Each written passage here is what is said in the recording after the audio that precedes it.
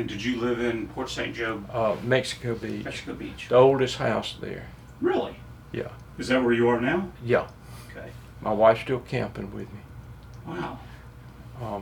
Actually, we were in Annapolis when the hurricane hit, and we were helping our son move, and he had gone through Katrina. And so, seeing the pictures, we had hope. You know, of our house is up on the hill there. It's the 11th house from the Overstreet Road, and it's up on the hill and protected by two larger houses.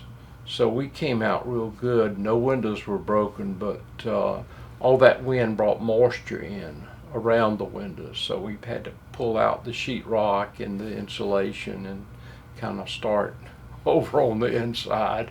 The tile buckled up, you know, but we didn't get any surge being up that high. So that was wonderful. It was just all that moisture and rain being blown in and so forth. How long did it take you to be able to make your way back home, and what was your impression when you saw what had happened to Mexico Beach? Oh my. Well, you know, to start off, seeing some of the aerial views, we realized our house looked okay. But the other, oh my goodness, it was horrible. And particularly at the other end of the beach toward Tyndall. It's just, oh my goodness. But then we saw pictures later, like friends on the East Bay that had a house with a barn, and Dennis called them and said, hey, everything looks okay, but actually the barn had just dropped, you know, and it looked okay, but it was the roof was intact, but the barn collapsed, and you could not tell it from the aerial view. So, but you know, we realized right quick, like, that you couldn't depend on all of the shots. But, and of course we've heard from people, and we looked at a lot of things that looked really bad. And, but we had just kind of realized that we had been fortunate all these years and blessed.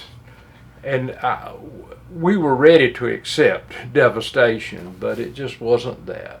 And, you know, so we were pleased. But the stress has been more since then. You know, finding people to work for you. And then they're under stress.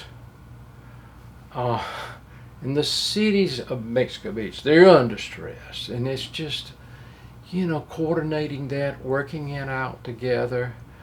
And then Home Depot and Lowe's, they're just stormed with people, so getting help there, because we don't know a lot about the various supplies, and sometimes we're a little disappointed and so forth. Like looking for windows, you know, we put in high impact windows, and, you know, finding the best of that. And it's just, you know, the descriptions of materials are just less and less because so much stuff is online now.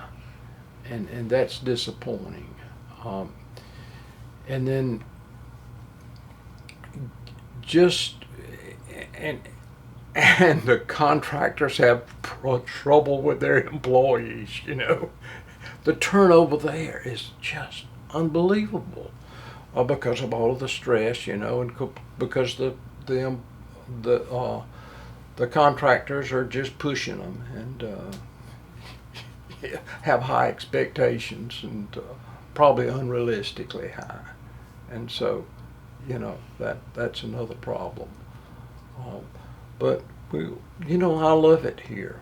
I'm legally blind, like I told you, but I can ride my bike in Mexico Beach without getting run over. I don't have the side vision. You know, like I invariably go into restrooms and kick down these wet floor signs. So, you know, for me to be able to ride a bike in the area and get out like that is just, and not have, they've got 98 closed in front of us now, and it is a dream world. To ride your bike down the middle and see the sun setting in the west and the full moon coming up in the east is just glorious, you know, about that time of day. And I wish we could continue to have that, but they do have plans to make that a county road. The city doesn't want to take 98 on as a, you know, street if they move the highway back. But the county will take it on, and then they say they will make that a road for golf carts and bicycles, and just slow the traffic down there, which would be wonderful. And that's the way it is now.